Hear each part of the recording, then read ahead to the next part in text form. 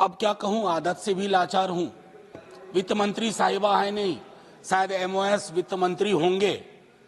मैंने पहले भी बजट वाले अपने इंटरवेंशन में कहा था कि बजट बनाने वालों को आर्टिकल 39 सब क्लॉज सी के बगैर बजट नहीं बनाना चाहिए। अब ये आंकड़ा हमारे देश में कमोबेश सभी के पास है कि 10% लोग 78% तकरीबन संपत्ति पर उनका अधिकार है। क्या हमारे देश में प्रियम्बल के मद्देनजर यह व्यवस्था नहीं हो सकती कि 1% सुपर रिच को टैक्स करने का प्रावधान करें ताकि हमारी बाकी नीतियां सुचारू रूप से चल पाए, हमारी प्राथमिकताओं में जो समूह है उसके लिए हम काम कर पाए। मेरी दूसरी गुजारिश आपके माध्यम से होगी कि पूरे देश में एक ललक है, एक आग्रह है जातिगत जनगणना के लिए, जिसके माध्यम से हमें यह पता चलेगा कि कौन कहां खड़ा है या कौन कहां बैठा हुआ है। फिर हमारा बजट प्रभावी होगा, क्योंकि हाल के दिनों में हमने देखा है अपने पड़ोस के एक देश में लोग बाकी कारकों के अलावा जो लोग आर्थिक प्रगति में अपना चेहरा नहीं ढूंढ पाए, वो सड़कों पर उतर आए और सत्ता बदल के रख दी। मैं समझता हूं हम लोगों को प्रिवेंटिव स्टेप्स लेना चाहिए। कृषि और कृषि कल्याण के संदर्भ में मैंने बजट में जो बातें कही उसके बरक्स में कहूं, छोटी जोत का किसान और भूमिहीन मजदूर वो हमारी प्राथमिकता में आए और उसके लिए सच्चे सरोकार से हमारी कोशिश हो। इंटर्नशिप की व्यवस्था की गई है।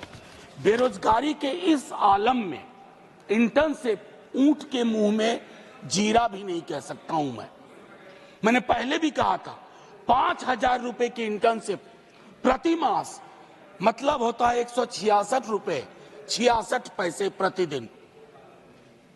ये न्यूनतम मजदूरी से कहां ऊपर है कहां नीचे है, इसका आकलन होना चाहिए। मनरेगा को लेकर के दृष्टिकोण साफ होना चाहिए। मेरे कलीग दिग्विजय जी भी बोल चुके हैं 86,000 करोड़ आपका ये रिवाइज्ड एस्टीमेट से भी कम है, और इससे 3 तरह की चीजें होंगी। मांग पर असर होगा, अच्छे एसेट्स का निर्माण नहीं होगा, पेमेंट डिले होगा। इसको रिविजिट करने की आवश्यकता है।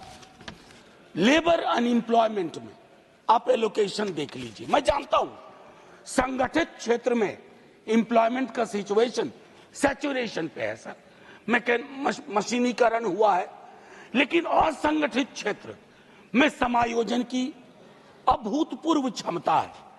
जो हम एमएसएमई कहते हैं ना सर, उसमें खास करके माइक्रो और स्मॉल पर हमारा फोकस ज्यादा होना चाहिए, ताकि बेरोजगारी का जो ये विकराल जो एक मंजर है उसको हम एड्रेस कर पाए। सर, आज से कुछ बरस पूर्व ले जाऊंगा। आज जब मैं आपके समक्ष आ रहा था सदन के लिए, हमारे घर पे कूली बंधुओं का एक समूह आया। उन्होंने अपनी एक मांग रखी सर। एक कुली नाम की फिल्म देखी होगी आपने भी, क्योंकि हमारी आपकी उम्र में कोई खास फर्क है नहीं, हम सब उस फिल्म को कई बार देखे। वो जो कुली की संकल्पना थी, आज उनकी हालत क्या है सर। सुविधा के लिए बैटरी रिक्शा आ गई है, मानता हूं, एस्केलेटर लग गए हैं, सुविधा बढ़ी, मानता हूं, लेकिन सर उन कुलियों का तकरीबन 20,000 कुली है। लालू जी ने ग्रुप डी में उनके समायोजन की व्यवस्था की। मैं चाहता हूं कि रेलवे के किसी महकमे में आप इन 20,000 लोगों के समायोजन की क्योंकि ये सारी दुनिया का बोझ उठाते रहे हैं सर। मैंने कहा था 1 मिनट एप्रोप्रिएट करने की कोशिश करूंगा। बजट एलोकेशन यूजीसी का अगर हम देखें तो वह गंभीर विषय है सर। हायर एजुकेशन के लिए जो नजरिया होना चाहिए उसमें मुझे कमी दिखती है। प्राइवेटाइजेशन से शिकायत अभी नहीं कर रहा हूं, लेकिन पूरी की पूरी हायर एजुकेशन का अगर आप पिरामिड देखें, वो पिरामिड फ्लॉड, उसको आपको बदलने के लिए मैं समझता हूं काफी कुछ करना होगा, इंक्लूडिंग रिसोर्स एलोकेशन। चूंकि ये कश्मीर पर भी है एप्रोप्रिएशन का मामला, तो तो मैं आपसे एक बात बस कह के खत्म करूंगा।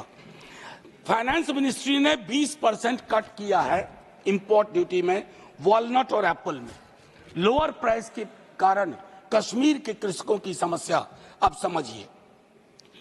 उसके अलावा जो स्लैशिंग ऑफ इंपोर्ट ड्यूटी है 70 से 50%, वो वॉशिंगटन एप्पल पे, यानी कि वॉशिंगटन का सेब, उससे कश्मीरी सेब उत्पादकों पे कितना फर्क पड़ा है ये फाइनेंस मिनिस्ट्री को समझना चाहिए। और एक और आखिरी टिप्पणी करूंगा, ये जो कश्मीरी सेफ्रॉन है, आपने इंपोर्ट फ्री सेफ्रॉन ईरान से मांगा कर लिया। नतीजे में क्या हुआ है, कश्मीर का जो सेफ्रॉन का पूरा यूनिट है वो छत विच्छत महसूस कर रहा है। तो माननीय सभापति महोदय, मैं सिर्फ इतना कह के अपनी बात खत्म करूंगा कि ये सब रिचुअल न बन जाए कि अप्रोप्रिएशन पे बात होनी है, कल फाइनेंस पे बात होगी, बजट पे बात हुई है। अगर सरोकार प्रदर्शित किए जाते हैं, और ये इसलिए नहीं है, कोई भी परमानेंट नहीं है सर, न वो परमानेंट वहां है न ये लोग परमानेंट यहाँ है, ये बदलाव होता है। लेकिन सामूहिक सरोकार, बुरा मत मानिए ना मनोज जी, मेरी दिक्कत क्या है माननीय सभापति महोदय, इजहार मोहब्बत से पहले बदनाम नजर हो जाती है। मैं दिल में इरादा करता हूं, दुनिया को खबर हो जाती है। शुक्रिया सर, जय हिंद।